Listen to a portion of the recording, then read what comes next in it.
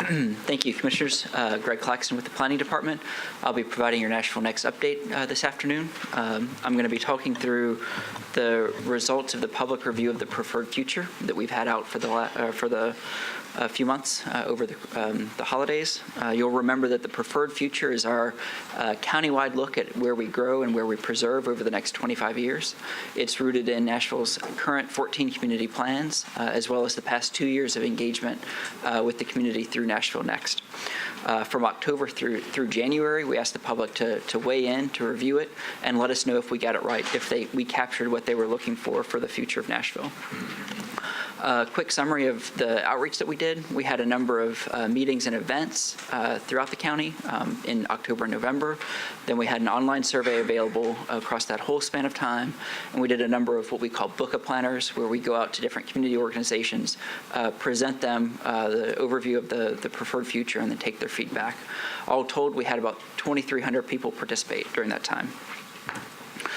One of the questions that we asked was the preferred future understandable? There's a lot of complex issues going on and being presented as part of this map. We asked people that on a scale of 1 to 5, where 1 is agree and 5 is disagree. We came out moderately well with 2.4. You see most people said we're in agreement. So we think overall people were understanding it, and that's reflected in the results. On this map, we had a number of features, separate areas that have a distinct character that we proposed to do something about to achieve the vision that people are looking for Nashville's future.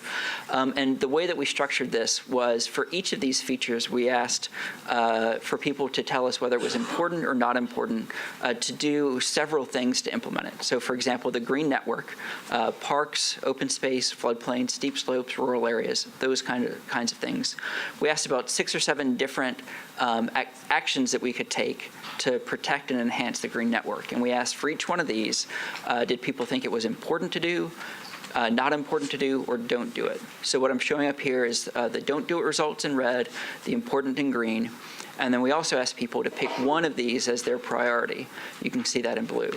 The green network's interesting because it shows the range of responses that we have. This was the largest range in what people thought was important to do or not important.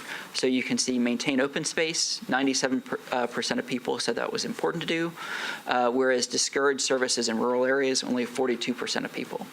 Overall, if you sum up all of the things that people said were important across everything in the green network, it came out to about 75% of people thinking that this was something important for Nashville's future.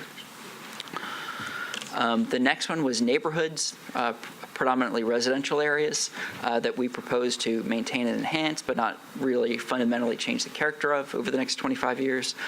This came out about 76% of people, so again, very strong support. You can see the highest level of support was for providing housing choices throughout the county, but there was a little bit of concern about incorporating that into existing neighborhood characters. We'll talk a little bit more about where those housing choices can come up in a moment. We asked about transitional areas between major roads and between our centers and the neighborhood interiors. Again, this came out about 3/4 of people saying that this was important, and the highest number of people saying that carefully designing these transitional areas was the most important thing to do.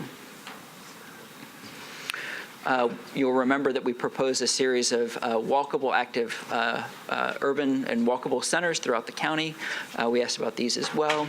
Coordinating spending to encourage their development, encouraging employers to locate there, and then taller buildings. You can see that one had the most skepticism. Only about 53% of people said that was important.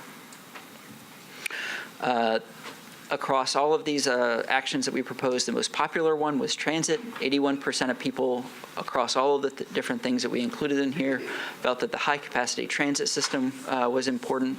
That was a peak of focusing transit investments to improve ridership.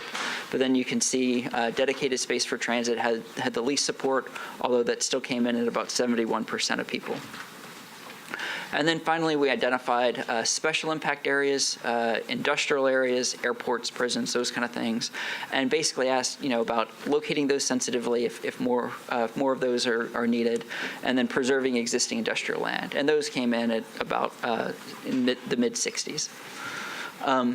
We wrapped it all up by asking overall what people thought about the preferred future. Again, on that scale of 1 agree to 5 disagree. The average was about 2.1, which was fairly consistent throughout the county and over the course of time that we were asking for this.